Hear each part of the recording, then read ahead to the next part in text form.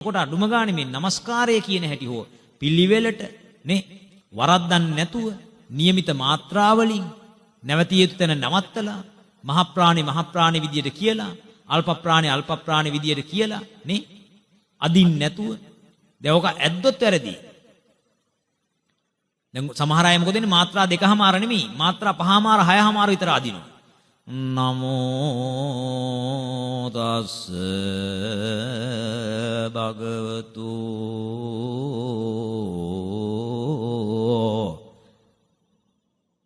එතකොට මාත්‍රා 2මාර නේ මූත්‍රාත් යනවා ඇයි ඒ වැඩිපුර ඇදලා ඈ එහෙම අදින්නේ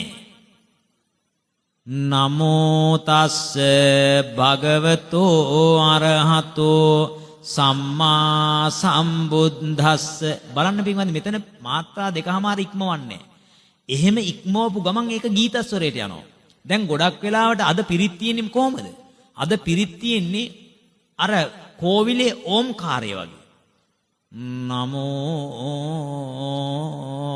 තස් භගවතු අරහතෝ එයා පැත්තේ බල්ලෝ ටික ඕ ගන්න ඇයි බල්ලක් කල්පනා කරන මගේ වගේම ස්වරයක් ඈ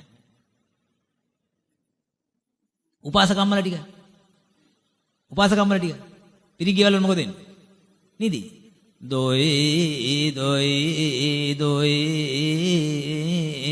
දොයි අම්මා ඔය විදියට නේ ඇහෙන්නේ. ඉතින් දොයි තමයි.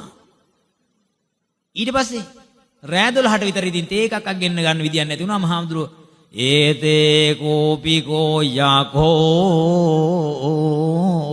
කියන්න පටන් ගන්නවා. මේ ඔක්කොම කෝලන් ටික වෙලා තියෙන්නේ කරන්න ඕන දේ කරන්න ඕන විදියට නොකරපු නිසා. මේවා මාත්‍රා 2මාර ඉක්මවන්න නැතුව ලස්සනට පිළිවෙලට ලස්සනට කියන්නේ සින්දු කියනවා වගේ නෙමෙයි. නිවැරදි තාලයෙන් ලස්සනට කියන්න ඕන.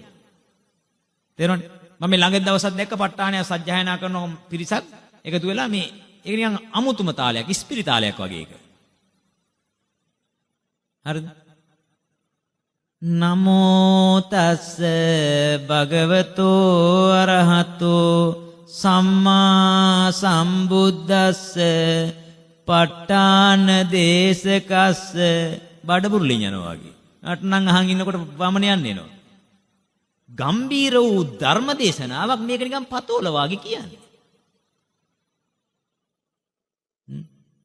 එසම් මේවයේ අනවශ්‍ය ස්වර නැතුව ලස්සනට පිළිවෙලට උච්චාරණ දෝෂ විරහිතව කියන්න පුරුදු වෙමුකෝ. එයි මේ හුරුතල් බුදුරජාණන් වහන්සේගේ ගම්බීර ධර්මයක් හමුයි. හරි. මේකේ අර්ථය බලමුකෝ. ප ဋ ාණ දේශකස්ස ප ဋ ාණේ දේශනා කරන ලද තස්ස ඒ භගවතෝ භාග්‍යවත් වූ අරහතෝ අරහත් වූ සම්මා සම්බුද්දස්ස සම්මා සම්බුදුරජාණන් වහන්සේට නමෝ නමස්කාර කර. එහෙනම් මම පාලියෙන් කියනවා මෙයත් සිංහලෙන් කියමු.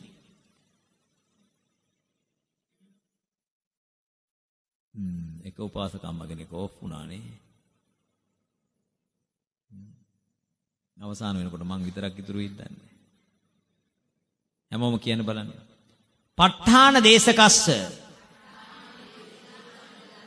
තස්ස භගවතෝ අරහතෝ සම්මා සම්බුද්දස්ස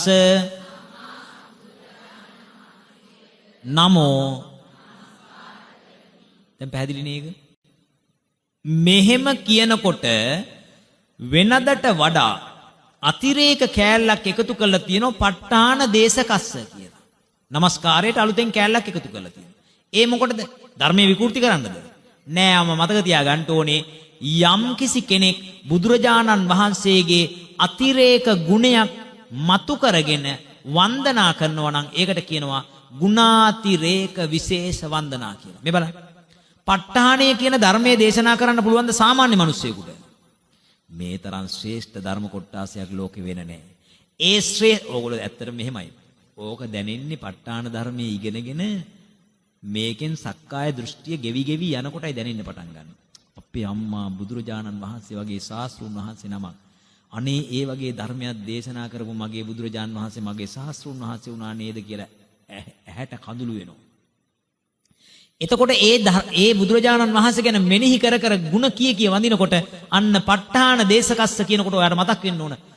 මට මෙච්චර ධර්ම ලාභයක් ලබා දුන්නු මගේ සම්මා සම්බුදුරජාණන් වහන්සේ ප ဋ ාණේ දේශනා කළා. ඒ ප ဋ ාණේ දේශනා කරන ලද්දා වූ මගේ සම්මා සම්බුදුරජාණන් වහන්සේට නමස්කාර කරමි කියලායි වඳින්නේ. හරිනේ? ඒ ගුණය සිහිපත් කරලා වඳිනකොට සාමාන්‍ය කුසලයේ වගේ ලක්ෂ කෝටි වාරයක් කුසලයේ බලගතුයි. හොඳයි එහෙනම් දෙවනි ගාථාවට යමු.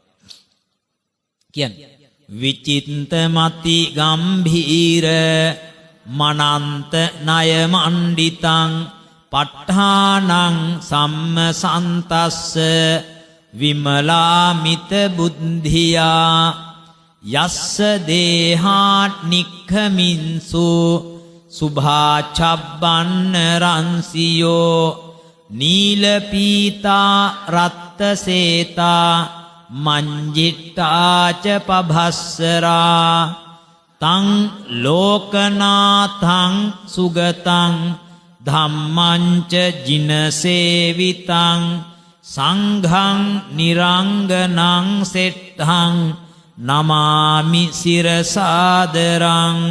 මේකේ තේරුම විචිත්ත මති ගම්භීර විචිත්තං අති ගම්භීරං අනන්තං ණය මණ්ඩිතං. විචිත්තං බොහොම ලස්සනයි.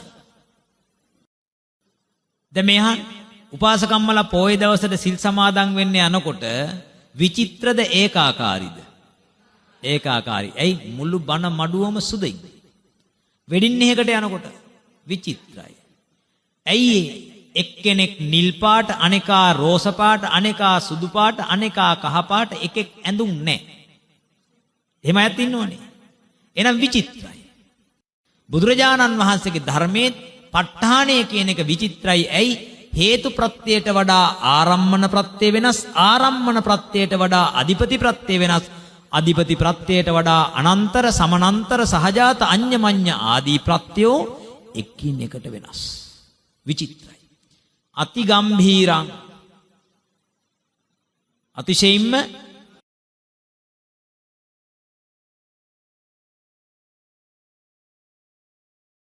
කියලා හිතපු නිසා තමයි කට්ටිය මේකෙන් අයින් උනේ. අවුරුදු 100ක 200ක 300ක විතර කාලෙක ඉඳලා මේ ප ဋ ාණ ධර්ම කට්ටිය ගැඹුරුයි කියලා බය වෙලා.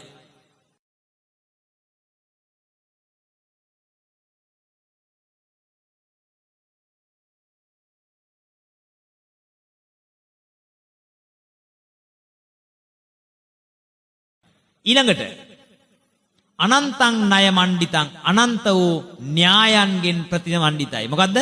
අනන්ත වූ න්‍යායන්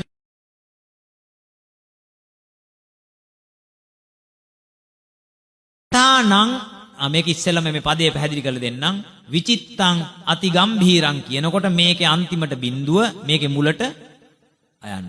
මේ දෙක එකතු වුණාම හැදෙනවම යන්න. අන්න ඒ නිසා තමයි මේක විචිත්ත මති ගම්භීර. විචිත්තං අති ගම්භීරං විචිත්ත මති ගම්භීරං. ඊට පස්සේ අනන්තං අති ගම්භීරං අනන්තං කියනකොට මේකේ බිඳුවයි මේකේ අයන්නයි එකතු වෙනවා මනන්ත කියලා කියවෙනවා. ඒසා තමයි කියුනේ මොකද්ද? විචිත්ත මති ගම්භීර මනන්ත ණය මණ්ඩිතං. ඔහොමයි කියවෙන්නේ. ප ဋ ාණං සම්මසන්තස්ස ප ဋ ාණයේ සම්මර්ෂණය කරන්නා වූ විමලාමිත බුද්ධියා විමල අමිත බුද්ධියා. විමල කියන්නේ කෙලෙස් මල දුරු කළ. මල කියන්නේ මොකද්ද? කෙලෙස් වලට. කෙලෙස් මල දුරු කරපු නිසා විමල. ඊට පස්සේ අමිත. මිත කියන්නේ ප්‍රමාණයට, අමිත කියන්නේ අප්‍රමාණ. බුද්ධියා කියන්නේ බුද්ධිය කියලා. කවුරු ගැනද කියන්නේ? බුදුරජාණන් වහන්සේ. බුදුරජාණන් වහන්සේ මේ ප ဋ ාණයේ සම්මර්ෂණය කරේ කොහෙද? 4 වෙනි සතියේ. පඨමං බෝධි පල්ලංකං ဒ ුතියංච තතියං චංකමනං සෙට්ඨං චතුත්ථං රතනාඝරං. ඇති. රතන ඝරය දක්වයි මට ඕනකම තිබුණේ. රුවන් ගෙයි ඉඳගෙන මෙනෙහි කළේ රුවන් බඳු වූ ධර්මය. රත්තරම් මැණික් වගේ බඳු වූ ධර්මය මෙනෙහි කරද්දී ඒ ප ဋ ාණ සත් ධර්මයේ සම්මර්ෂණය කරන වෙලාවේ මගෙත් ඔබෙත් ශාස්ත්‍රූවර සම්මා සම්බුද්ධ සර්වඥයන් වහන්සේගේ ශරීර ධාතුව පුරාවටම නීල පීත ලෝහිත ආදී සවනක් ඝන රශ්මි මාලාවෝ විහිදී යන්නට පටන් ගත්තා. එමනම් බුදුරජාණන් වහන්සේ නමකගේ ශරීරයෙන් සවනක් ඝන රශ්මි මාලාවන් විහිදී යාමට සමත් වූ ධර්මය අඩංගු පුස්තකයක් තමයි අද ඔයා ගාවට හම්බෙලා තියෙන්නේ. මේ ධර්මය ලෞකික ලෝකෝත්තර උභයාර්ථයම සාදා දෙනවා. ලෞකික අර්ථත් සාදා දෙනවා, ලෝකෝත්තර අර්ථත් සාදා දෙනවා. ලෞකික අර්ථ වශයෙන් මිනිසුන්ගේ දියුණුව, ලෙඩ රෝගවලට පිළියම්,